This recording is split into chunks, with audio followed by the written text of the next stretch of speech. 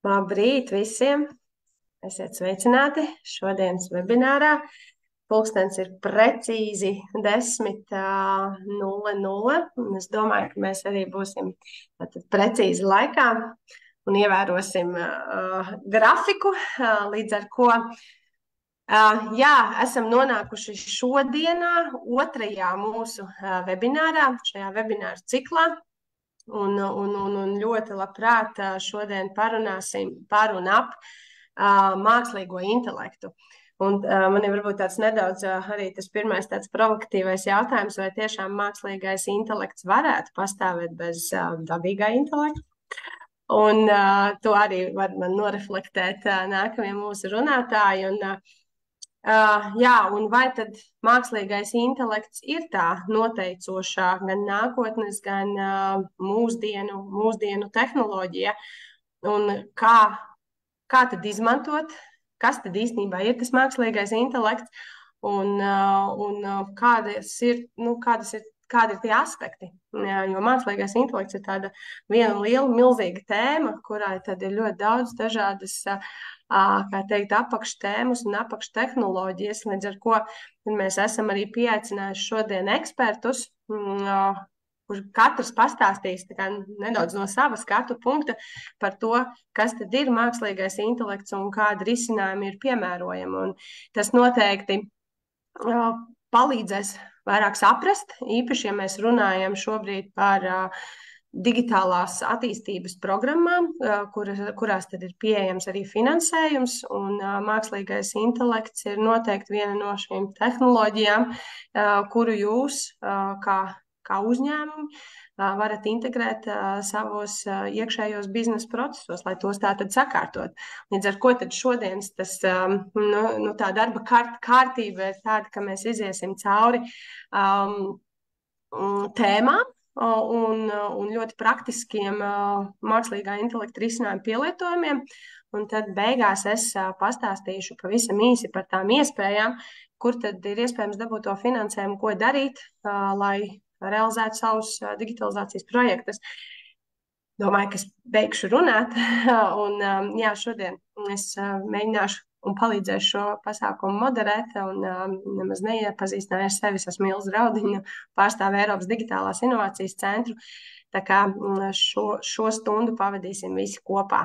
Lūk, un tad ķeroties uzreiz pie virpas, nevelkot lieki laiku, aicināšu kā pirmo ekspertu Oskaru Gutmani no Advangrida pastāstīt par to, kā IoT uzlabo ražošanas kvalitāti, un tie ir sensori un algoritmi.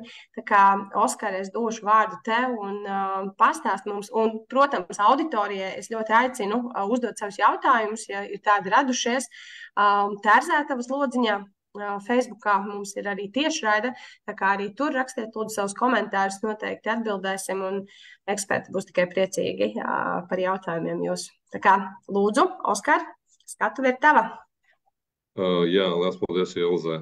Labdien visiem, kas pievienojušies, skatos 38 cilvēki. Diezgan ražīgs pulks ir pievienojies.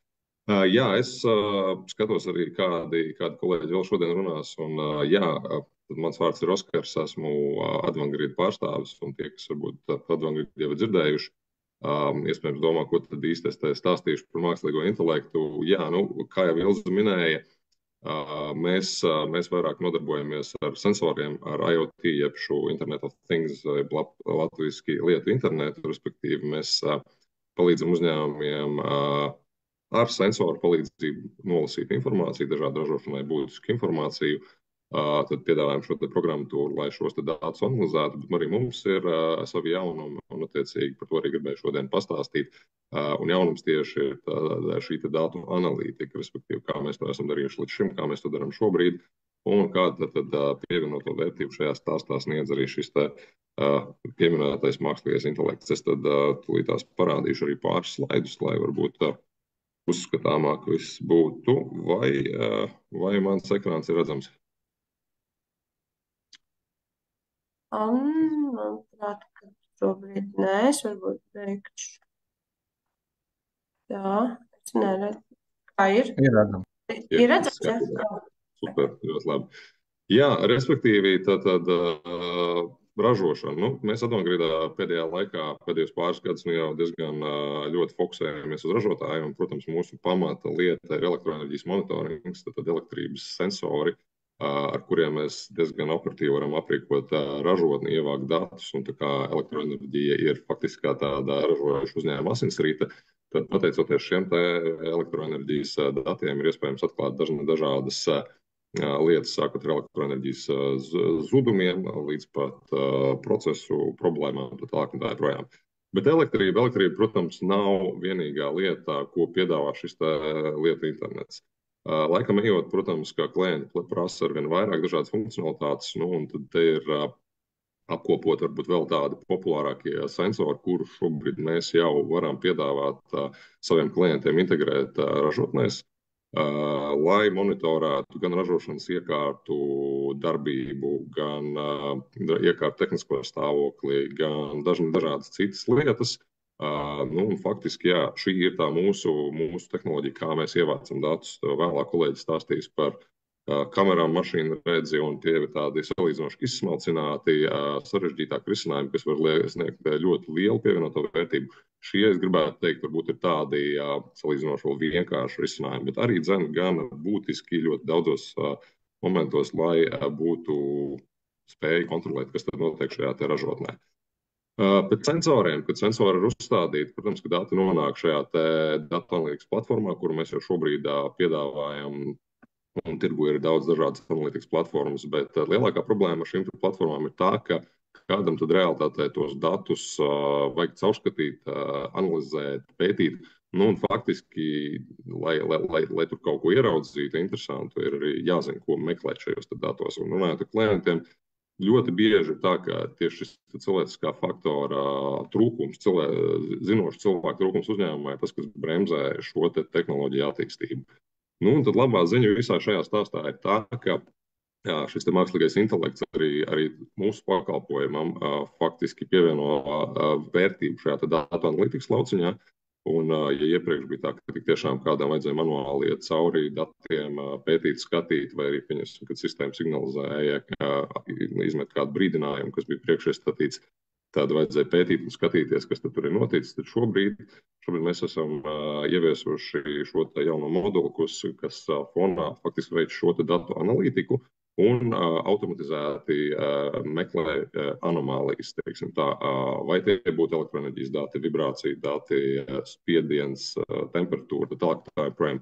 Principā ir kritiski būtiski no sākuma saprast, kas tad ir šī klienta nepieciešamība, un tad mēs šo modulu sakonfigurējam tādējādi, lai viņš sako šiem datiem līdzi, un tik līdz tiek atklāts kādas šīs anomālijas, tad faktiski sistēma paziņo par to, ka tāda lieta ir, un laikam ejot, mēs šo sistēmu arī pētam šos paziņojumus, apmācam un stāstam viņai, kuras anomālijas tad ir pieļaujamas un kuras īsti tā kā nē, un par kurām ir vērts ziņot un kuras tomēr ir pieļaujamas. Tā varbūt būtu tāds pirmais solis mākslīgā intelekta apgūšanā arī šajā IoT lauciņā. Un tas faktiski var sniegt daudz dažādu pievienoto vērtību arī kvalitātes celšanai ražošanā. Pirmkārt, jau tik tiešām ir šie ražošanas iekārtu defekti vai nepareiza konfigurācija. Tad pēc ar elektroenerģijas monitoringa sensoru palīdzību vai vibrācijas sensoru palīdzību mēs varam ātri vien ieraudzīt tendences, atklāt novirzes no iekārtu darbības normas vēl pirms tas ir faktiski būtiski ietekmējis saražoto produkciju. Vai arī ļoti būtiski dažādiem klientiem monitorēt pat šo temperatūru, spiedienu vai pat mikroklimatu ražotnē, jo dažādi ražošanas procesi tomēr pieprasa konkrētus apstākļus. Nu, piemēram, tagad viens no labākajiem piemēriem, kas prātā ir klients, kurš ražo pārtiku, un viņiem ir būtiski ūdens temperatūra, kur viņi ņem turpatās no zemes, burtiski pāris grādu izmaiņas ūdens temperatūrā visā ražošanas procesā nu, faktiski veic ļoti ievērojamas izmaiņas, un lai to ūdeni pēc tam uzsildītu līdz nepieciešamai temperatūrai, vai tieši otrādi atdzesētu, izmaksas pieaug tik daudz, ka faktiski nu, jau jāsaka domāt, vai vispār ir jēga šo te produktu radīt. Tā kā ir šādi kritiski kādi elementi, un, protams, daudzi jau lieli ražotāji šīm lietām seko līdzi, bet tā kā mēs īpaši pievēršam uzmanību maziem vidēji izmēru uzņēmumiem un mēģinām palīdzēt ar šo digitalizāciju šajā frontē, tad ir skaidrs, ka šiem uzņēmumiem vēl joprojām daudzas lietas notiek manuāli.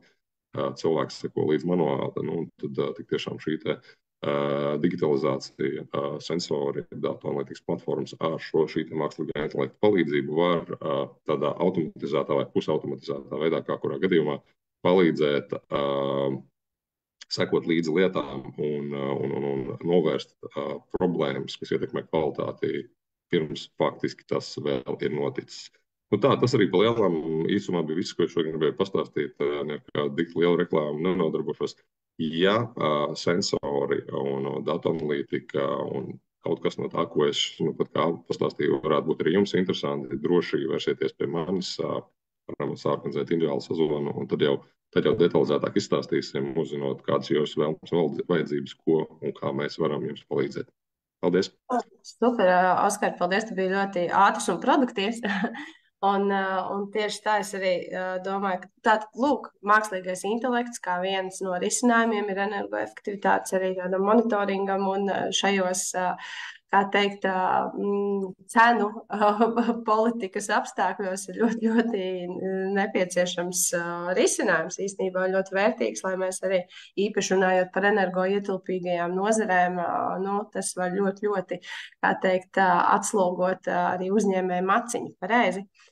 Tas ir viens, un otrs varbūt jautājums, cik vispār vajag daudz datus, lai iemācītu mākslīgo intelektu pieņemt tādus racionālus lēmumus, datos balstīts lēmumus. Cik daudz dati mums ir jāsavāc un jāiemācās? Nu, droši vien jo vairāk, jo labāk. Tā droši vien būtu pareizā atbilde. Bet nu, ir jau arī dažādi veidi, kā tas intelekts tiek apmācīts. Mēs varbūt šobrīd pieskaramies tādai virspusēji ar šīm lietām. Es domāju, ka nākamie runātāji ar savām tehnoloģijām varētu ieskicēt pavisam citu ainu.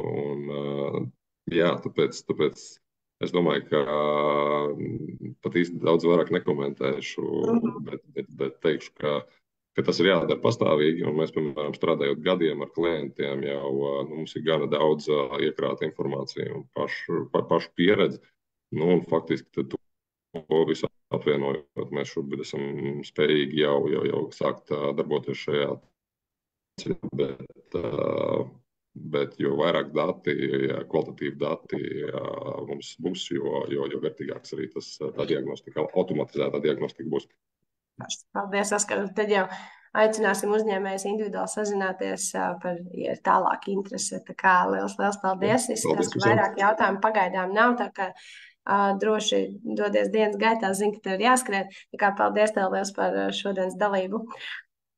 Jā, un tad kā nākamo runātāju es aicināšu Andriju Žuravļovu no Apply IT, kurš tad mums pastāstīs par iekšējo uzņēmumu procesu modernizāciju ar pielāgojumiem IT un datorredzes risinājumiem ražošanā. Lūdzu, Andri, pastāsti mums šīs gudrības par mākslīgo intelektu. Jā, labdien visiem klātesošiem. Tūlīt tās atvēršu prezentāciju. Vai man ekrānu šobrīd var redzēt? Jā, var. Tā, ideāli. Tā, jā, mani sauc Andris Žuravļovs, es esmu uzņēmuma Apply pārdošanas vadītājs, bet jau kādu laiku gan mani, gan manus kolēģus mūsu klienti sauc par tādiem modernizācijas konsultantiem. Tad mēs dodamies pie klientiem, meklējam risinājumus kaut kādām viņu konkrētām individuālām problēmām. Tāpēc parādās tas vārds par pielāgotiem. Sākšu varbūt nedaudz ar teoriju. Tātad jau datorredze, ar kur mēs esam specializēti, ir viena no mākslīga intelekta apakšnozarēm. Un šobrīd jau pēc pasaules datiem vairāk kā trešdaļa visu pasaules ražotāju jau paļaujas uz mākslīgu intelektu tehnoloģijām kaut kādā sfērā no savas darbības. Tātad, kāpēc tā mākslīgais intelekts ir tik interesants? Un tas galvenais, kad mākslīgais intelekta tehnoloģija kā tāda, viņa ļauj ātri un precīzi apstrādāt milzīgus datu apjomus. Tātad agrāk cilvēks varēja, 2-3 kolonnas Excelī censties salikt un atrast kaut kādas sakarības. Tad mākslīgais intelekts mums ļauj šīs datu kopas ņemt simtiem un tūkstošiem, un tātad tas mums ļauj atrast šīs sakarības, kuras iepriekš nebija zināmas. Tātad arī mākslīgais intelekts, viņš ļauj pārnest šādas mērāgojamas sistēmas uz jaunām ražotnēm, kas arī palīdz tātad optimizēt un uzlabot, modernizēt ražotnes. Datorredzes tehnoloģija, tas principā ir tas, kas ļauj interpretēt un saprast attēlā redzamo. Ar šo tehnoloģiju mēs analizējam vizuālus datus. Visbiežāk tie ir šie defekti, par kuriem es vēlāk stāstīšu, bet tie principā var būt jebkādi vizuāli dati. Un otrs svarīgs vārds šajā visā būs mašīna redze. Tātad, kad mākslīgais intelekts un datorredze izanalizē šo vizuālo attēlu, un ja notiek kāds nākamais process, piemēram, automatizēta defektīga produkta noņemšana no konvejera, tad tas jau sauksies par mašīnu redzi. Īsumā par mūsu uzņēmumu. Tātad mēs esam uz mākslīgo intelektu tehnoloģiju virzīts uzņēmums. Mums ir vairāk kā 40 eksperti, gan mākslīga intelekta, gan standartīte, datorredzes jomās. Un ļoti svarīgi pieminēt, ka mums ir arī mehatronikas speciālisti, jo ļoti bieži mēs klientu esošiem iekārtām piebūvējam kaut kādu daļu klāt, lai šī datorredze varētu pienācīgi strādāt. Mums vairāk kā 11 gadu pieredze sarežģītos projektos, vairāk kā 100 lieli tātad projekti jau ir veikti. Mēs esam viens no uzticamākajiem datorredzes partneriem Baltijā, un tas, ar ko mēs visvairāk lepojamies, ka mēs esam pabeiguši visus savus projektus līdz galam. Tātad nav neviens klients pamests pusceļā, un tātad 100% mums ir šī izpildes rādītāja. Tas, ko mēs darām, tātad pirmkārt mēs veidojam pielāgotus un individuālus risinājumus. Tātad, ja ir kāds risinājums jūsu problēmai, ko var viegli atrast internetā, tāda standartizēta kaut kāda problēma, tad noteikti tas jādara, tas būs ātrāk, lētāk. Standartizētu produktu ieviešana arī noteikti ir ātrāks process. Bet ja šī jūsu problēma ir individuāla, kaut kādi defekti ražošanā, kaut kādi individuāli procesi, kurus jūs gribētu uzlabot, tad tas jau ir pie mums. Tātad galvenokārt mēs veidojam šīs automatizētas kvalitātes kontrolas sistēmas, tad atšķirībā no cilvēka datorsistēma strādā precīzi, bez kompromisa, viņa nav slikts noskaņojums, viņa nesēž Facebookā, neskatās uz telefonu un principā nenogurst. Tas ir viss tas labais, ar ko šīs automatizētās kvalitātes kontroles atšķirās no kontrolas, ko veic cilvēks. Un vēl viena svarīga lieta ir, kad šīs datorsistēmas viņas var analizēt daudz vairāk datus. Tātad, ja ir ražotne, kurā ir simtiem produktu, pieņemsim, sekundē vai minūtē, cilvēks fiziski šādus apjomus nevar redzi apstrādāt, bet datorsistēmas to var izdarīt. Nākamais lielā sadaļa, ko mēs taisam, ir digitalizācijas un automatizācijas risinājuma ražošanas procesiem. Tātad mēs arī analogas iekārtas varam padarīt inteliģentas tādā ziņā, kad mēs uzstādot kameras, redzam, kas tad tiek ražots, kāda ir šī ražošanas produktu kvalitāte, un mēs varam izveidot automatizētus risinājumus, kas šīs iekārtu iestātījumus pamaina tādā veidā, lai šo ražoto produkcijas kvalitāte būtu maksimāli augstākajā līmenī. Un principā, kad šos visus punktus apvieno kopā, tad iestājas tas, ko sauc par rūpniecību 4.0, kad automatizētas sistēmas gan izvērtē kvalitāti vai citus procesus, gan arī viņus automātiski maina to uzstādījumus tādā veidā, lai viss ražošanas process kļūst automatizēts un maksimāli efektīvs un maksimāli augsta kvalitāte tiek iegūta šiem procesam. Un tāda apakšnozare tam, ko mēs darām, ir iekšējās biznesa datorsistēmas, kā optisko datu atpazīšana, iekšējās ERP sistēmas un CRM. Tad atkal, ja jums ir kāda specifiska struktūra uzņēmumā, un jums standardizētas sistēmas, ko varat atrast tirgu, nedara, tad droši vērsties arī pie mums. Mēs esam veidojuši šādas sistēmas specifiski arī lielākiem datu apjomiem, ko standartizētas sistēmas nevar izdarīt. Nedaudz uzskaitīšu tos parametrus, ko tātad šīs automatizētās sistēmas var veikt. Vieglāk runājot, mēs varam redzēt visu ar datoru, ko redz cilvēks, un vēl smalkāk.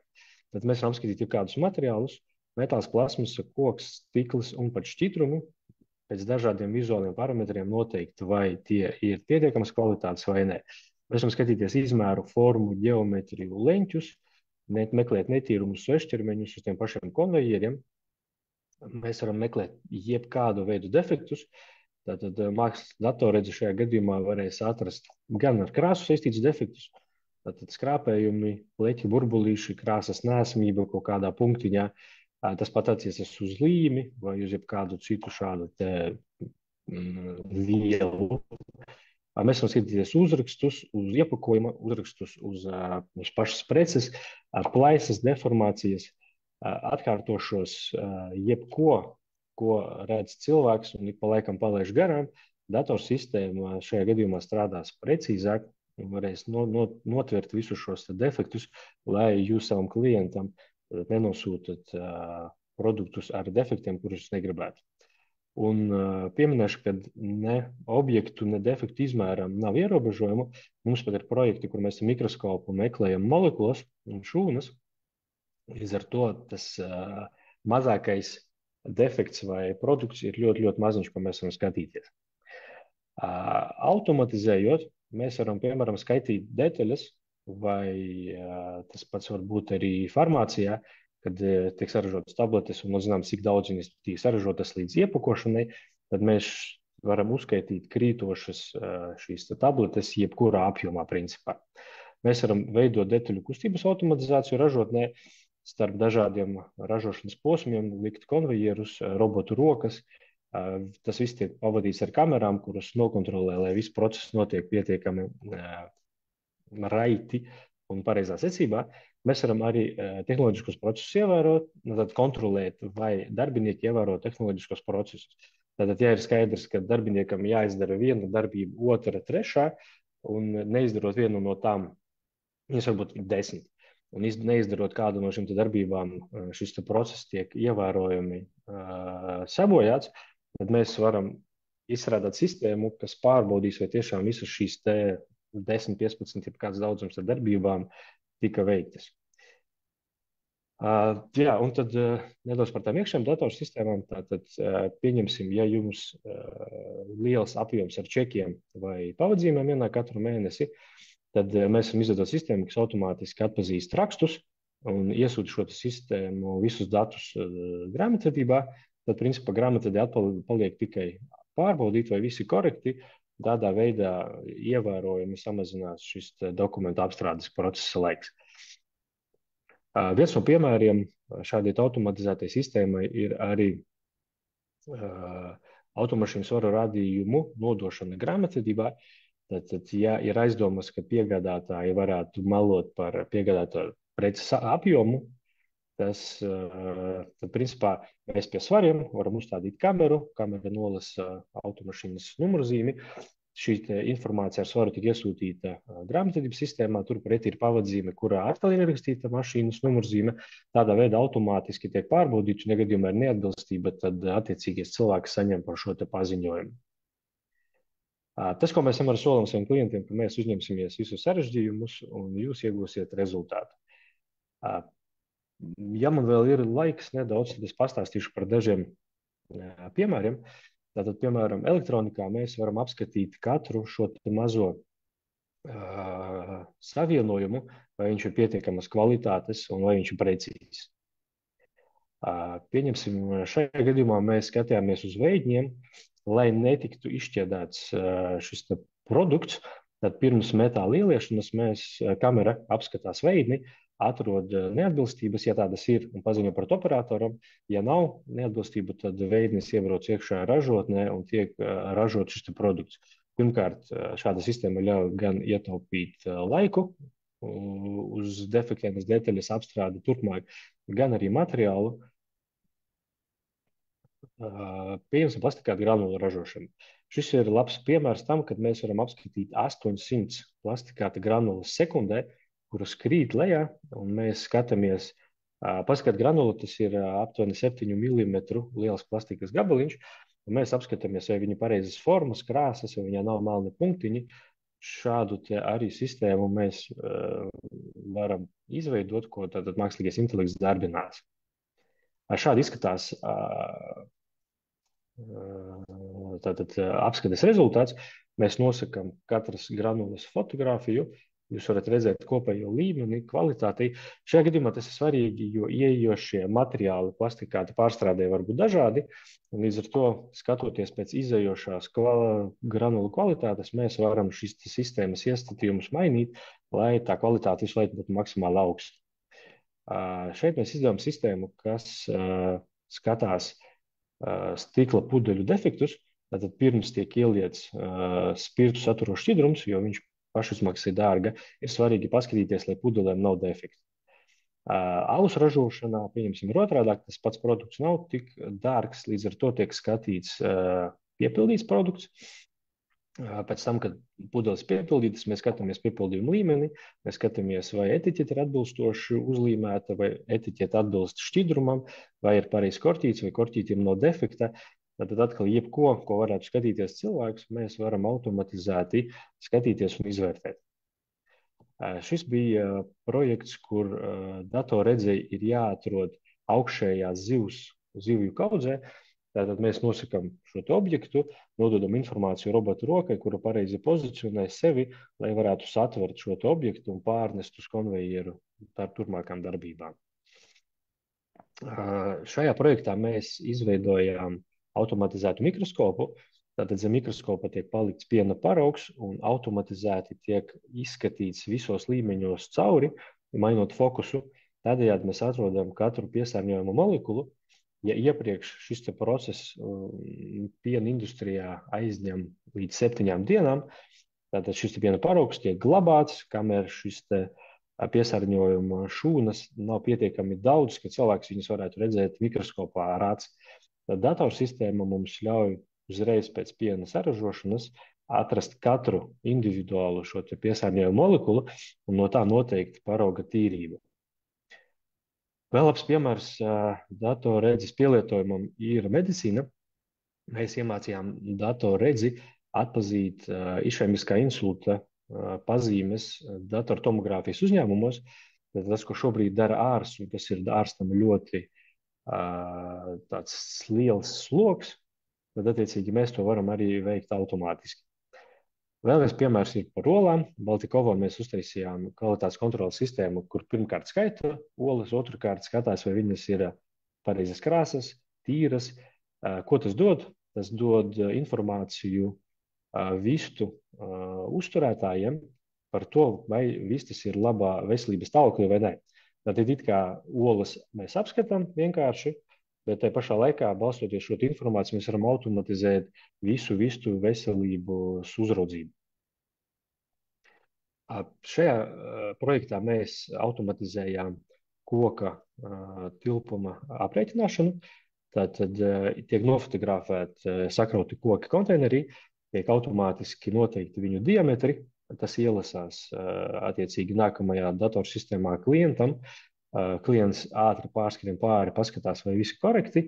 Nav jātērē laiks manuālai datu ievadīšanai. Tādējādi konkrētais klients par 70% pat palielināja šo izsūtīto kravu apjomu. Vēl viens foršs piemērs ir par depozītu sistēmu Taras. Mēs kopā ar uzņēmumu Vingo izveidojām tādu sistēmu.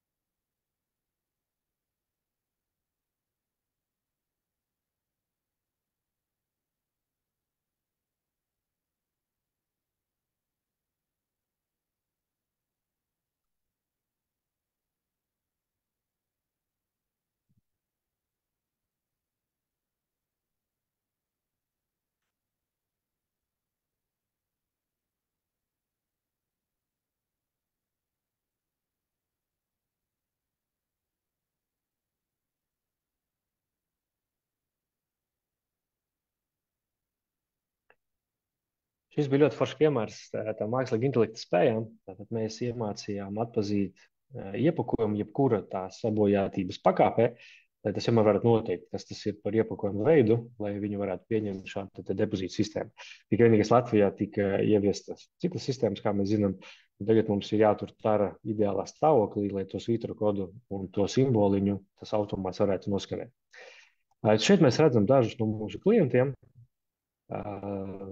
To ir daudz vairāk, bet šeit ir viena no pirmajiem patiesībā, kuriem esam veidojuši jebkādas no šīm automatizācijas sistēmām.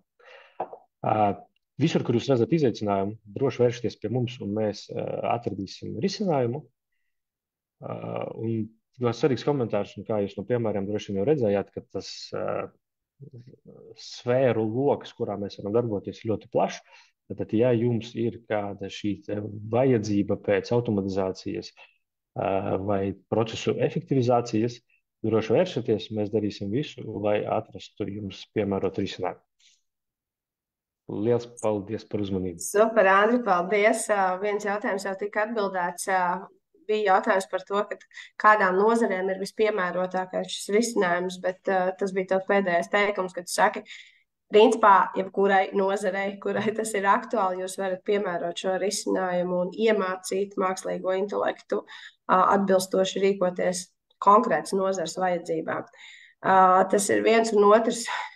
Kā man sirds sasāpējās par to video. Es gaidu tos taromātus, attiecīgi, kuros es varēšu saprasēt to pudeli, nevis viņu ietīt burbuļplēvē. Līdz ar ko es tā spītīgi arī turos pretī šī brīža sistēmai. Tas ir tas. Un cik tad ilgi ir vispār jāmācā mākslīgais intelekts no tādas testa vides līdz tam, kad es varu reāli to pielietot, piemēram, ar zivtiņām, piemēram. Ļoti patika, kad bija šie case study. Ļoti labi varēja novērot, ko var, ko nevar izdarīt. Un, cik ilgi ir vispār jāmāca šis mākslīgais intelekts. Protams, droši vien viss atkarīgs no projekta un no tās vajadzības, bet tā, caurmērā tas ir ilgs process, vai to mēs varam izdarīt, ja mums ir uzkrāti dati diezgan ātrā laika periodā. Piemērs par zivtiņām ir viens no sarežģītākajiem, un tas bija viens no garākajiem mūsu projektiem, jo tās zivtiņas pēc vienas paņemšanas tā visa kaudze var pārkrist un pilnībā mainīt to savu veidolu.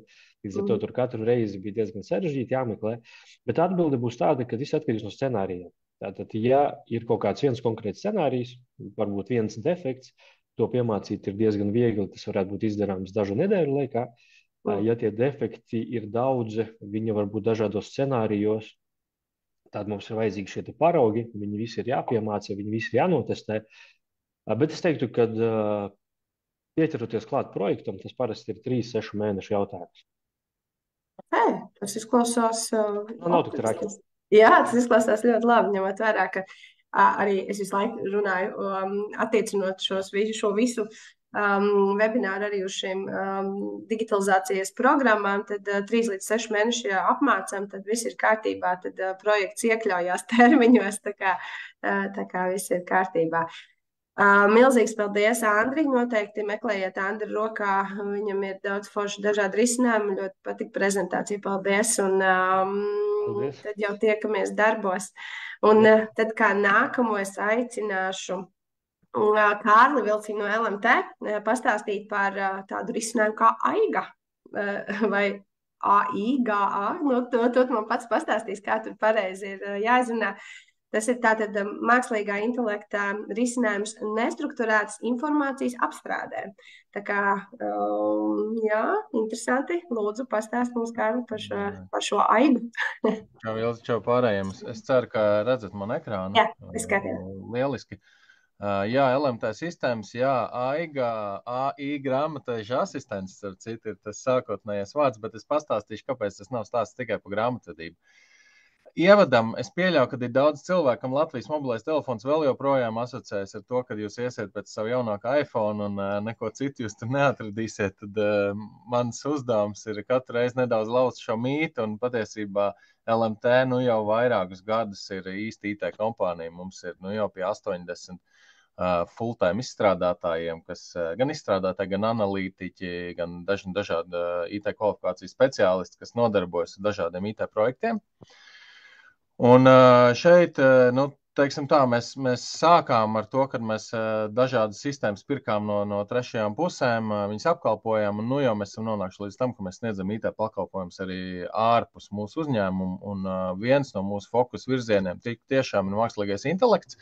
Plājs lieliski stāstīja par datoredzi, stāstīja, ka var izstrādāt risinājumu, kas ar OCR atpazīst arī kaut kāds rēķins, tas nav nekas, teiksim tā, kosmisks, tās ir tehnoloģijas, kas ir pieejams.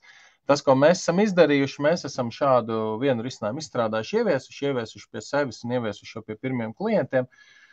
Un kur šeit ir ideja galvenā? Tātad tas viss sākās īstenībā grāmatvedībā. Tas sākās ar to, ka Latvijā, diemžēl, rēķini nav strukturēta informācija. Rēķini Latvijā ir nestrukturēta informācija, kur rēķina numurs, summa, kurš no rēķina elementiem var atrasties jebkurā lokācijā dokumentā. Tas nozīmē to, ka tu nevari uzlikt kaut kādu parastu RPA, kaut kādu robotic process automation, kas tev vienkārši izskraidīs caur laukiem, nolasīs šos datus. Tas nozīmē, ka tev nepieciešams cilvēks, kas manuāli nolasa šos datus no šī dokumenta. Mūsu gadījumā šeit no šī rēķina.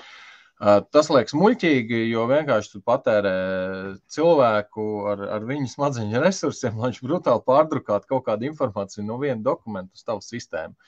Un tas ir tas sākotnējais izaicinājums.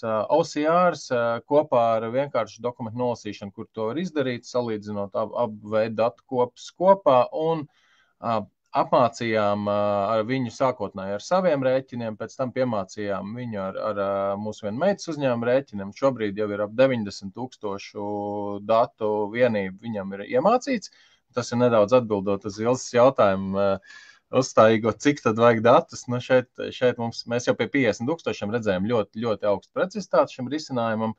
Un tātad būtībā mums bija datubāze ar ievadītiem datiem, datubāze ar izejas datiem, un balstoties uz šī mēs uztrenējam algoritmu, kurš ieraugot dokumentu, kur viņš līdz šim vēl nav redzējis, viņš var no viņa jau izvilkt tos datu laukus, uz kuriem viņš ir apmācīts ar šo vēsturisko datubāzi.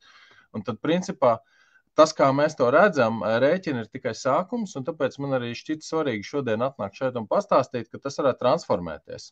Un tas varētu transformēties ar, redzat, robotiņam jau sarkanas acis, uzreiz viņš ir nonācis pie ražotājiem, un, piemēram, viņš varētu atlasīt un transformēt jebkādus nestrukturētus datus, kas ir vajadzīgi ražotājiem. Un šeit ir tas interesantais, kad mēs meklējam īsts use case, mēs meklējam īsts lietojums, kur cilvēku manuāli veids kaut kādu datu ievadu no viena veida informācijas vada iekšā kaut kādās uzņēmuma sistēmās.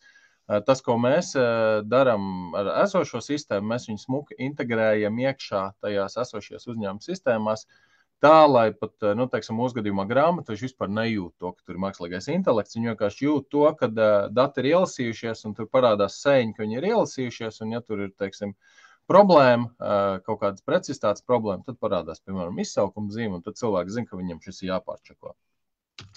Kā strādā AIGA? AIGA šobrīd strādā salīdzinoši vienkārši. Mums tātad ir kaut kāds e-pasts, piemēram, kur mums iekrīt šie dokumenti. Tas varētu tikpat labi būt arī jūsu uzņēmumu iespējams, nezinu, vai no e-pasts vai kaut kādu folders, kur tiek ielikts, piemēram, kaut kādas tur shipping notices vai jebkāda cita dokumenta. AI algoritmus vienkārši ņem, viņus apstrādā. Vispirms mēs ar OCR dabonam ārā, ja tās ir bildes teksti, ja tie ir kaut kādi PDF, mēs viņus nolasam ar citu rīku. Pēc tam mākslīgais intelekts atrod šos pēc konteksta meklējot, atrod šos laukus, kas jums ir svarīgi, uz kuriem šis risinājums ir apmācīts, un viņus attiecīgi ievada jau jūsu sistēmā, kas un tā jums ir pa ERP sistēmu vai grāmatvedības sistēmu, mēs esam gatavi pieintegrēt klāt. Un tad cilvēka loma jau paliek būtībā tikai apstiprināt. Viņš skatās uz ievadītiem datiem, viņš redz, ka tur ir kaut kāda varbūt nesakritība, un tad viņš to arī atrisina. Tas ir tas, kā šobrīd darbojas AIGA, un tas ir ļoti līdzīgs process, kā mēs redzam, kā mākslīgo intelektu varētu ieviest droši un veselīgi jebkurā uzņēmumā. Kas ir AIGA īpašs? Ir daudz šie risinājumi, kas darbojas mākonī. Šo risinājumu mēs trenējam tā, ka saglabājam ļoti augstu datu drošību, un mums ir svarīgi, ka mūsu dati neiet ārpus mūsu organizācijas. Mums tā iekšē politika uz atsevišķām datu grupām ir. Es pieļauju, jums arī ir kaut kādu vairāk sensitīvāku dati. Un tad šeit mēs visu šo te mākslīgo intelektu komponentu ieviešam uz konkrētā uzņēmuma infrastruktūras, apmācam viņu ar konkrētā uzņēmuma datiem, un mēs pat viņam nepiekļūstam, tik cik mēs piegādājam kaut kādas jaunas versijas ar kaut kādu attiecīgi starp kaut kādiem laika posmiem, bet principā šis ir jūsu risinājums ar jūsu datiem, jūsu mākslīgais intelekts. Kā mēs to darām? Ļoti ātri pārskatīšanai, jo detaļās, principā, kāpēc mēs lietojam gan OCR, gan PDF, piemēram, izvilkšanu. Ja tas ir PDF fails, šeit lielisks piemērs, kad tikai kombinējot abas šīs metodas, arī jau no normāli nolasām, no normāli PDF, mēs varam dabūt labāko rezultātu. Tas mums pašiem bija tāds neliels atklājums, kad daļa informācijas tomēr tā nav strukturēta, viņa ir uzbūvēta kā tabula, un kamēr tu nepieslēdz mākslīgu intelektu, viņš nespēja saprast, ka tas konts ir pretī tieši tai vietņai, kur rakstīts konts, un tādējādi mēs gūstam labāku precizitāti šādā veidā, un pēc tam vēl uzliekot šo vēsturisko informāciju ar atpazīto datubāzi, mēs gūstam pavisam labu precizitāti. Vēl kāda izaicinājuma? Es pieļauju, jūs to varat attiecināt arī uz citiem dokumentiem. Nu, piemēram, rēķina numurs, tur var rēķins būt saukts kā faktūra rēķins, vai viņš var būt rēķina numurs, viņam var būt arī sērija, kaut kāda AFL, jūs redzat šeit. Nu, tad, principā, šis uzreiz norāda, ka tie ir nestrukturēti dati, bez cilvēka vai bez mākslīga intelekta iesaists, jūs īsti nevarēsiet izvilkt tā smuka automatizēt ārā tos datus. Un šie ir visi tie sarežģītā gadījuma, kas noved pie tā, ka mums ir nepieciešams šis mākslīgais intelekts. Tāpat tāds interesants cipars 105. 105 veidi, kā pierakstīt datumu. Un es pieļauju, tas ir ne tikai par datumu, tas ir jums iespējams cita dokumentācija uzņēmumā, nezinu, kur jūs aprakstat kaut kādus savus ražojumus vai kaut ko citu, kur vienkārši ir ļoti daudz dažādu veidi, kā šī informācija tika piefiksēta. Mākslīgais intelekts jums dod iespēju, teiksim, pēc konteksta jau meklēt, piemācīt uz visiem šiem 105 veidiem un izdarīt to diezgan ērti un automātiski. Tas pats mums ir ar apmaksas datumu, mums ar rēķinu strādājot bija, kad te ir dažādi tie nosaukumi, kā var nosaukt apmaksas datumu, tas var būt apmaksas termiņš, tas var būt maksājuma termiņš, tas var būt termiņš. Vienmēr sakot, arī angļu versija, protams, un tas ir tas, ar ko mēs cīnījāmies ieviešot aigu. Apmaksas dienas bija vēl kosmiskāks lieta, jo šeit var būt pārskaitījums 10 dienu laikā, vai te var būt rakstīts, kad apmaksas saskaņā ar līgumu punktu 3.7, kur, protams, mēs nevaram atgriezt vērtību, un vērtība būs tukšs lauks šajā gadījumā, jo mēs nezinām, kas ir rakstīts līguma 3.7. Bet šeit arī mēs ļoti augstu precizitāti tāpat tās iegūstam, un šos visus piemērus es rādu vairāk, lai pastāstītu par to, ka pat brīžos, kad mums šķiet, ka dati ir strukturēti un it kā pēc kaut kādas formas, šī datu pasniegšanas veids var atšķirties, un to kļūdu ir tik daudz primitīvi to automatizējot, ka bez mākslīga intelekta mēs to jēgpilni nespēsim izdarīt. Un tas ir tas, ko mēs secinājām ar rēķiniem, un noteikti tāda lieta ir daudz vairāk. Ieguvumi biznesam tātad ieviešot šo, teiksim, tā nestrukturētu datu atpazīšanas, meklēšanas pēc konteksta rīku ir tāda, ka pirmkārtām mēs varam apstrādāt kādus dokumentus, kas ir arī skanēti, viņiem nav jābūt obligāti tātad korekti izveidotiem PDF-iem, no kuriem var viegli nolasīt šo informāciju. Latviešu valodas teksta apstrāde. Lielākā daļa mākoņu risinājumu latviešu valodu nesaprot un negrib saprast.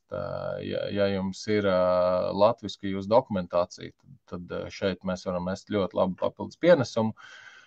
Lokāla infrastruktūra, ko jau es pieminēju, nesūtam ārpus mūsu uzņēmumu nekādu informāciju, viss paliek pie mums absolūti droši un kontrolētā vidē. Lai arī mēs zinām, ka mākoņu servis mūsdienās ir ļoti droši un ar to absolūti nav problēmas, bet vēl joprojām ir šīs sensitīvās datu grupas.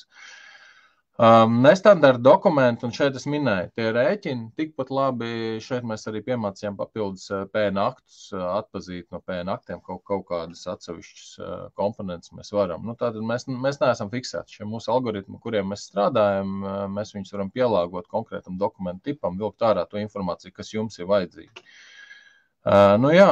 Precizitāte. vidēji 95%, jāsaka ar apmaksas termiņu, tur mums bija kaut kā 92, nedaudz zemāk, bet tā precizitāte pietiekami augsta, lai noautomatizētu to cilvēku resursu tā, ka tev veido šeit biznesa cases. Tas ir kā LMT pieiet pie mākslīga intelekta. Var izdarīt ļoti daudz jautras un interesants lietas ar mākslīgu intelektu, bet galā tas viss sadurs pret to, cik tas maksā. Un šeit tas, ko mēs redzam šādu nestrukturētas informācijas apstrādi, ja šeit ir īsts cilvēku darba laiks, kas tiek ieguldīts, viņu aizstājot ar mākslīgu intelektu, kas to izdara, šeit minēts 5 minūšu vietā, to izdara, pāris sekundēs atpazīst šos datus atkarībā, tātad infrastruktūras, kādas tas griežas. Jūs vienkārši iegūstat laiku, kur tiem cilvēkiem darīt kaut ko jēgpilnāku. Vēl mēs pieliekam šo atzīmi, tātad, cik precīzi mākslīgais intelekts nostrādājas, tas, ko es minēju, ja mēs jūtam, ka viņš nav precīzi nostrādājis, tur ir šī izsaukuma zīme, un tātad kļūdas var cilvēks pārbaudīt. Nobeidzot man stāstījumu, kā mēs skatāmies uz mākslīgu intelektu ieviešanu un uz visām šīm lietām, ir tā skaistā teorija par 3 līmeņiem, es domāju, jūs esat dzirdējis, digitizācija, kad mēs pārvēršam papīru kaut kamā elektroniskā, ieskanējam, piemēram, vai atpazīstam tekstu ar OCR. Digitalizācija, kad mēs to, ievadam datubāzē, kaut kādā Excel tabulā kaut vai. Un tad nāk digitālā transformācija, kad mēs to jēgpilni ieviešam uzņēmumu sistēmās. Un tas, kā LMT skatās uz šo mākslīgā intelektu dažādiem projektiem, mums ir svarīgi, lai mēs varam jēgpilni iekļauties tajā jūsu biznesa procesā, jo nav jēga, pēc mūsu pieredzes vismaz tā salīdzinoši biznesa pievienotā vērtība ir maza, ja tu paņem atsevišķi kaut kādu mākslīgu intelektu rīku, noliec viņu blakus, viņš darbojas paralēli biznesa sistēmām un tev tikai rada papildus grūtības, papildus procesus, ja tu to nesaintegrē kopā ar tavām esošām ERP sistēmām, ražošanas sistēmām, vispārējo. Un tas ir tas, ko mēs vienmēr cenšamies izdarīt. Mākslīgu intelektu ieviest vajag, ieviešam to tur, kur viņš strādā un kur tas jēgpilni var izpildīt savu funkciju, bet daram to tā, lai uzņēmumu procesi turpina būt efektīvi un labi funkcionēt. Un pašā noslēgumā, par Aigu mēs saņēmām platīnu peli, mēs ar to lepojamies un mēs ļoti ceram, ka nākamā gada laikā mēs aiziesim ārpus grāmatvedības pie kaut kādiem citiem datiem. Un ļoti aicinātu jums nākt pie manis, šeit arī man kontakti, runājiet, stāstiet, ja jums ir kaut kādas idejas, kādi ir vēl lietojumi, pa kuriem varbūt mēs vēl neesam aizdomājušies. Paldies, ļoti īsi. Paldies, Kārli. Ļoti, ļoti interesanti, un man liekas, šis bija tāds medus grāmatvežu ausīm, jo ņemot vairāk par nenormāli nokrājas ar dokumentiem un to visu apstrādi, tas paņem tiešām ļoti daudz laika, un ja tu saki, ka to var no 5 minūtēm līdz pāris sekundēm šo laiku ekonomēt, tad, kas gan ir dārgākais resurs mūsu dzīvē, tas ir laiks pareizi. Tā kā tas tā ir, un mums ir jautājums, varbūt arī redz Q&A sadaļā, bet es varu nolasīt to skaļi.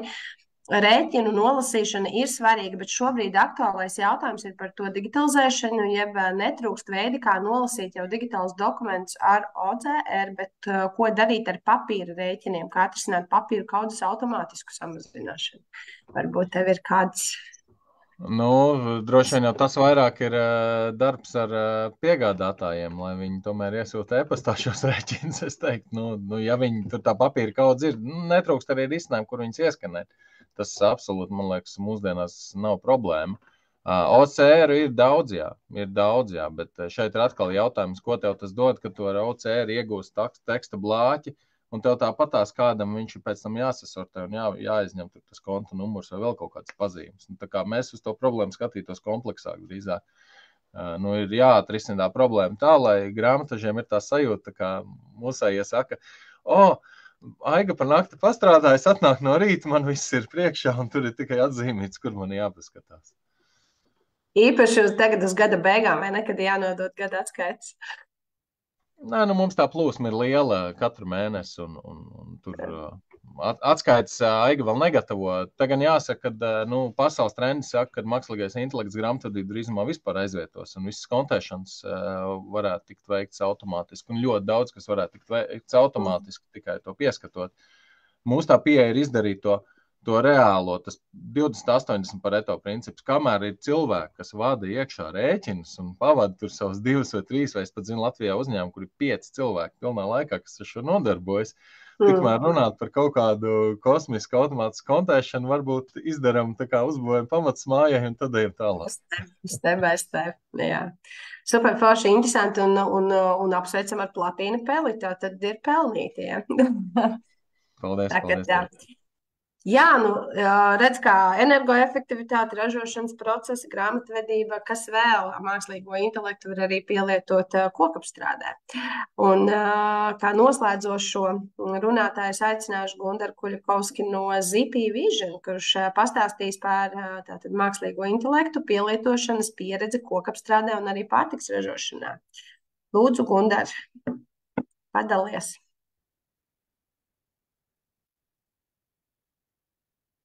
Gundar? Jā, te es ieslēdzu visu. Video es nevaru, labi. Es te tūlītās nošērošu ekrānu. Labdien! Tā, šeit ir mana prezentācija. Vai viņi ir redzama? Redzam.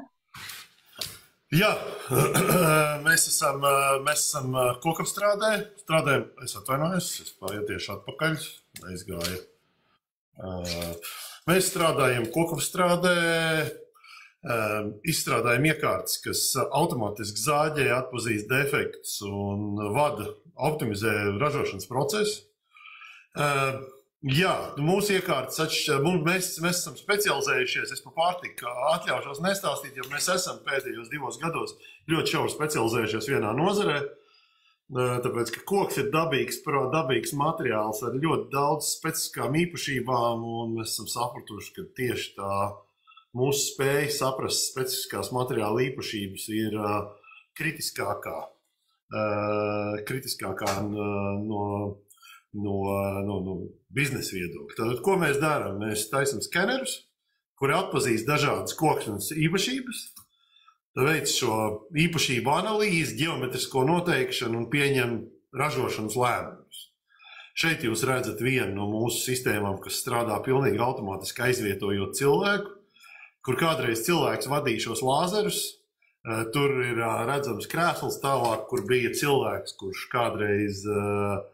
kādreiz bija sēdēja un darīja šo darbu ar rokām, pieņēma lēmumus, kur zāģēt, un tagad tā vietā ir, es atvainojos, un tagad tā vietā ir skeneris, kurš, lai būtu salīdzinājumā, mākslīgais intelekts kopā ar mūsu optimizācijas algoritmiem starpības starp to, vai cilvēks sēž 3 maiņās vai strādā skeneris, vērtības iznākumā ir 3000 eiro dienā. Tad, kad bija dārgs koks, jo skeneris precīzāk nosaka defektu lokācijas, un mūsu optimizācijas algoritmi var precīzāk izrēķināt, kā šo materiālu sazāģēt, lai viņi dabūtu maksimāli iznākumu. Un šeit ir otrs iekārta demonstrācija, kas ir brusas skeneris. Šeit ir lielāks izaicinājums tas, ka mēs skenējam no 4 pusēm. Ņemot vērā to, ka mēs strādājam uz reālām līnijām, mūsu iekārtas lēmumiem nav jēgas, ja tas materiāls ir aizgājis prom no nākošā apstrādes cikla. Kā rezultātā mūsu izaicinājums vienmēr ir ātrums. Ātrums un tas, ka mēs nevaram nekur mākonī sūtīt, kā rezultātā mēs lietojam salīdzinoši ļaudīgus datorus un mūsu datori, diemžēl, ir jāēd daudz elektrības, bet jebkurā gadījumā tā koksnes ekonomijas apjoms ir tāds, ka es domāju, ka mēs to nelielu ekstra elektrību, kas ir kā 4 kW uz vienu skaitļošanas ierīci, ir maksimālā jaudā, mēs viņu droši vien atpelnam ar ietaupītu zaļu materiālu. Šeit jūs redzat vienu, kas ir 4, tā kā mūsu specializācija koks, un šeit 4 puses tiek noskanēts kokam, un tiek izanalizēts, kā katrā ciklā no kuras puses labāko dēli nozāģēt. Nākošais ir, diemžēl man nepastījās, ka man prezentācijā ir ielikts automātiskais taimings šajā ir profila eksperts, kas savukārt 3-dimensiju. Šeit mēs strādājam, nākošais mūsu izaicinājums bija viena lieta, kad attēla apstrāde, nākošais izaicinājums ir 3-dimensiju datu apstrāde. Nu, kā mēbelēs, jums mēbelēs dažādi galdi kājas vai dažādi elementi, tad šos ražo ar lielām mēbelēm. Un visi lielie ražotāji vēlas ļoti, ļoti precīzi šos bez defektiem. Un kur šeit mūsu izaicinājums ir virsma, kas nāk ārā no šādiem profiliem. Pirms nokrāsošanas mums ir jānoskaidro, vai pēc nokrāsošanas šī virsma būs pietiekoši gluda un smuka. Un tas triks ir šeit tāds, ka tās virsmas defekti, kas mums izskatās ļoti nesmuki uz mēbeles, patiesībā ir 40 mikroni vai 60 mikroni. Tas ir 0,06 mm. Un pateikt diezgan izkliedētā punktu mākonī, ja mērījumā, kurš pats par sevi ir izmētāts drusku, pateikt, kurā vietā mums izskatīsies bedri, kad mēs viņu nolakosim, ir izaicinājums, kur mēs ņemam arī palīgā mākslīgo intelektu.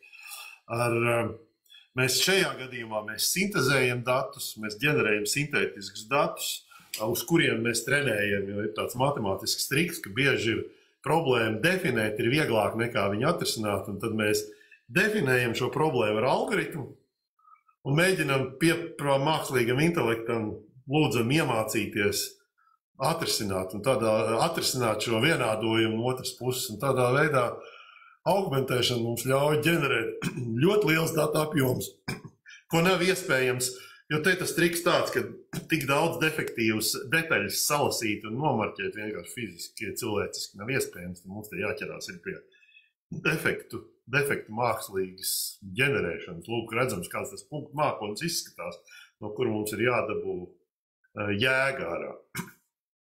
Nu, ja mēs strādājam pamatā tikai un vienīgi koksnes vai koksnes produktu jomās, finierējuma kontrolēs, masīvu koku elementos, finiera elementos, saplākšņos un dažādos saplākšņu īpašībās. Nu, fokusējamies mēs uz produktiem, tā kā, ja ir kokapstrādātāji ir, un mūsu kompānijas pašreizējais fokus ir modulāra, klientiem piemērota sistēma ražošana. Mums ir tagad ievērojama pieredze, mums ir ļoti labi vienkārši modulāri rāmi dizaini, kurus mēs varam pielāgot dažādām konvejeru līnijām vai piegādāt viņus ar savu. Jā, nu tā kā es nezinu, cik šeit ir kokapstrādes uzņēmumi, bet jebkurā gadījumā, jebkas, kas arī ar celtniecības materiālu, viss, kas ir šāda tipa materiāli, mēs varam trīsdimensiju un vizuālu un kombinēto informāciju apstrādāt. Tā kā varbūt, ja ir kāds jautājums, tad es labprāt atbildēšu. Paldies, Gundar. Izsmeļoša prezentācija. Nu, lūk, tas ir tik svarīgi, lai arī tas gala produkts būtu kvalitatīvs un labs bez brāķiem, tad to jau identificēt jau startā, ja ir kādi brāķi, tad ļoti, ļoti svarīgi. Bet, manuprāt, ļoti veiksmīgs un vajadzīgs risinājums kokrūpniecības industrijai un tieši ražotājiem, vai ne? Pagaidām gan izskatās, ka jautājumi ienākušies ekstra nav. Katrs aizies mājās, apdomāsies un meklēs rokā. Ja būs interesējoši, es gribētu tagad teikt tev paldies. Man ir paldies 5 minūtes, lai es varētu absolūti ātri izskriet cauri savai prezentācijai. Es pat nerādīšu visu prezentāciju, es negribu laupīt jūsu laiku, kas būtu pāri jau mūsu webināru noteiktajam laikam. Par atbalstu mēs dzirdējām šodien daudz dažādas iespējas un pielietojamos risinājumus, lai sakārtotu savus tātad procesus, lai mēs sakārtotu grāmatvedības iekšējos dokumentu apstrādes procesus, lai mēs ražošanas procesus tātad efektivizētu. Tāpat energoefektivitāte, līdz ar ko tas klāsts ir ļoti plaši nosedzams, un tātad mums ir Latvijā šobrīd atbalsta programmas, kuras paredz digitalizēties, jā, un varbūt esiet dzirdējuši jau lieku reizi, varbūt atgādināšu, šī ir prezentācija, kuras katru webināru noslēdzu, lai tiešām pastāstītu par to, ka ir tā iespēja iegūt līdzfinansējumu. procesu digitalizācijā. Un, lūk, divas aktīvās programmas ir iezīmētas grants procesu digitalizācijai, kas iedalās mazajā un lielajā grantā, ja, līdz 5,000. Tas ir fokusēti tieši uz mikro un mazajiem uzņēmumiem. Un ar 100% intensitāti, ja, tātad 100% atbalsts, jānosedz ir tikai PVN daļa. Un, attiecīgi, lielais grants ir līdz 100,000. Jā. Tas ir labi, var veikt vairākus projektus, sasniedzot šo kopējo atbalsta summu 100,000. Ja. Tā ir tāda labā ziņa. Sākotnēji sakārtojam vienu procesu, ja, sakārtojam energoefektivitātes jautājumus, pēc tam ķeramies pie ražošanas iekārtām un efektivizējam to darbu. Līdz ar ko to var darīt vairāk kārtīgi, secīgi vienu pēc otru pabeidzot. Nu, lūk, un tad ir lielā programma, kas ir finanšu instrumenti digitalizācijai, kas ir Altuma programma, un tur jau ir projektiem no 100,000 uz augšu līdz pat 7 miljoniem ar kapitāla atlaidi līdz 35%, bet nepārsniedzot 1 miljonu. Nu, lūk, jebkurā gadījumā mēs arī ieteiktu sākotnēji griezties pie Altuma, pārunāt šo finanšu pusi un tad attiecīgi atgriezties pie mums, kur jau mēs ļoti praktiski iesim cauri šim jūsu projektam ieplānotajam no tādas digitālās puses. Ja. Šo es daudz maz izstāstīju. Finansējums ir pietiekami liels, 37 miljoni. Atbalsta intensitātes arī ir mainīgas atkarībā no uzņēmuma lieluma, kā arī fiziskas šīs reģionālās atrašanās vietas. Ja, tur mainās nedaudz tie procenti, tā ka no 30 līdz 60% jūs varat iegūt šo atbalstu. Es laiku runāju par šiem procesiem. Principā reti, man liekas, gandrīz neiespējami atrast kaut ko tādu, kas nebūtu attiecināms kāds process šīs programmas ietvaros, līdz ar ko tie ir uzskaitīti un ir šie piemēri, līdz ar ko sākot arī visu, ko mēs šodien dzirdējām kā piemērus, absolūti paliek apakšā zem kādu no šiem piedāvātajiem procesiem. Kas netiek vai tiek atbalstīts programmās, galvenokārt abās divās programmās, gan LIA, gan Altumā, saprast to, ka tie ir atbalstāmi ir gatavi risinājumi, programmatūras, tā ir arī izstrāde LIA programmā attiecīgi iekļauta, piemēram, mājaslapas izstrādē. Ja. Un kas netiek atbalstīts programmās, tie ir jau veikti ieguldījumi vai pabeigtas darbības. Lūdzu, nekādā gadījumā nenoslēdziet nekādus līgumus iepriekš, kamēr jūs neesat parakstījuši līgumu ar LIA vai Altumu par atbalsta piešķiršanu. Līdz ar ko tās vienkārši nebūs attiecināmas izmaksas, jūs kaut ko jau būsiet šī projekta laikā darījuši. Un arī šo esošo sistēmu atbalsts vai papildināšana. Ja, ja jums ir kaut kādas jau esošas sistēmas, šī programma ir par to, ka jūs iegādājaties kaut ko jaunu, kas maksimāli efektivizē jūsu darbu. Ja jums ir kaut kāda jau esoša sistēma un jūs gribat nedaudz kaut kādu update, tas neskaitīsies. Ja? Tas netiek attiecināts programmas ietveros. Tās ir tās būtiskākās lietas, kas jāpatur prātā. Nu, lūk, jā, par Altumu es izstāstīju. Arī ļoti līdzīgi, kas ir attiecināms, kas neattiecināms šīs programmas ietveros. Un par to, kāpēc es to visu stāstu un kāpēc Eiropas Digitālās inovācijas centri ir iesaistīti visā šajā procesā. Mēs esam tā pirmā instance, pie kura jums ir jāvēršās, ja jūs vēlaties attīstīt kādu šo digitalizācijas projektu. Mēs esam tie, kas pirmkārt izvērtēs jūsu digitālo briedumu, uzņēmumu digitālo briedumu, novalidēs to, un otrs ir izstrādās ceļakarti šim konkrētajam projektam. Līdz ar ko tas pirmais, kas būtu jādara, ir jānāk mūsu mājaslapā www.dih.lv un jāpiesakās digitālā brieduma testa pildīšanai, un tad, ja uzsākās jūsu tāds ceļš kopā ar mums, katram no jums tiek piešķirts eksperts, kurš šo ceļu iet kopā ar jums, kurš izstrādās speciāli jums un jūsu projektam atbilstošu ceļakarti, kuras rezultātā tātad Altuma vai LIA piešķir atbalstu, ja, balstoties uz šīs ceļakartes. ceļakartē ļoti svarīga informācija, kas apskata vispārēju problēmu, kāpēc jums tas ir vajadzīgs. Noteikti ir svarīgi izvērtēt efektivitātes rādītājus, sasniedzamos rādītājus, ja, jo pēc tā attiecīgi tiks šis projekts vērtēts pēc tam. Ja? Tad sākās šī ieviešanas fāze, un pēc tam jūs atgriežaties pie mums atpakaļ, lai izpildītu vēlreiz digitālo briedumu testu, kurā jūs uzrādīsiet progresu kaut par 1% punktu. Un otrs, jūs dabūsiet atzinumu, ļoti vēlams pozitīvu atzinumu, jo, ja kopā ar ekspertiem jūs sastādīsiet sasniedzamo rezultātu sārakstu, tad varēs atzīmēt, ka šis ir izdarīts, un šis arī ir sasniegts, līdz ar ko rezultātā būs pozitīvs atzinums, un jūs atgūsiet atpakaļ ieguldītos finanšu līdzekļus attiecīgajā intensitātē. Es ļoti mēģināju ātri, ko tad darīt šodien, skaidra vīzija, pārliecināties par to, vai jums ir līdzfinansējums. Ļoti būtiski ir pārdomāt šos sasniedzamos rādītājus. To jūs noteikti arī varat darīt kopā ar potenciālo piegādātāju. Ļoti svarīgi ir saprast, kurš jums varētu šo tehnoloģiju piegādāt. Lūk, tāpēc mums šodien arī bija eksperti. Noteikti varat ar viņiem sazināties, ja jums interesē kāda no šodien pārunātajām tehnoloģijām, risinājumiem. Tad arī tie ir cilvēki, paši piegādātāji, kas jums var palīdzēt arī ar to izpratni, kādi tad ir šie efektivitātes potenciālai rādītāji. Ja? Ko tad ar šo konkrēto tehnoloģiju mēs varam optimizēt, efektivizēt, ja? Kādi ir šie kvantitatīvie arī rādītāji.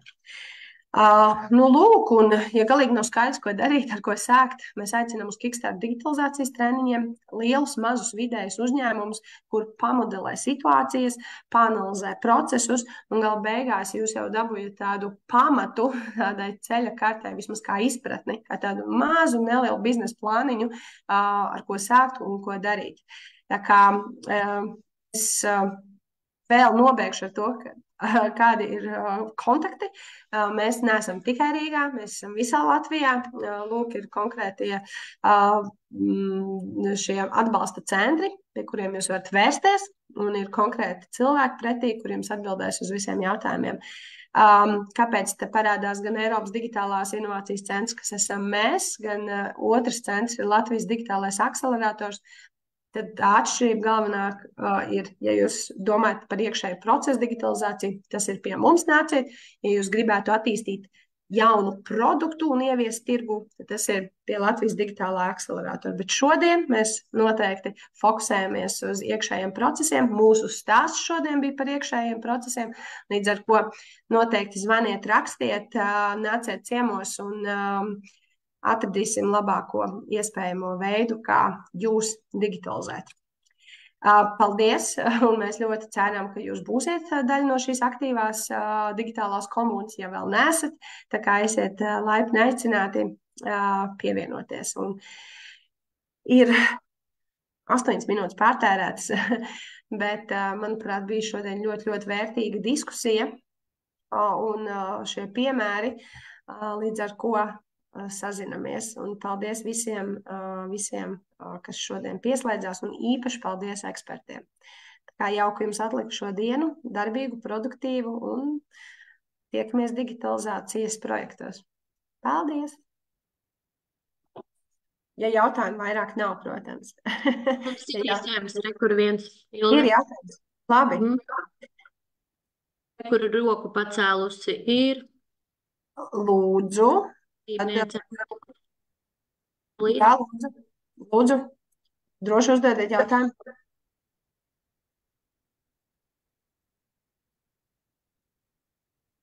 Būs vai nebūs?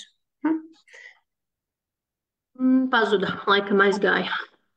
Lūk, tās ir tās 9 minūtes, kas ir pāri. Tā kā, jā, noteikti, jā. Sazinieties ar risinājumu piegādātājiem un atrodiet labāko veidu, kā viņi jums var palīdzēt.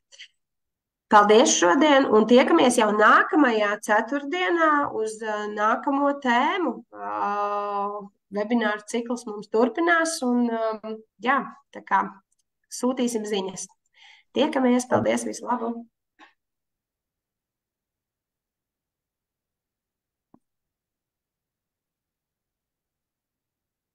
Reku mums jautājums no Gaļinas, vai būs pieejama prezentācija tieši par digitalizāciju un atbalsta programmām? Aizsūtīsim, jā. Mhm. Paldies.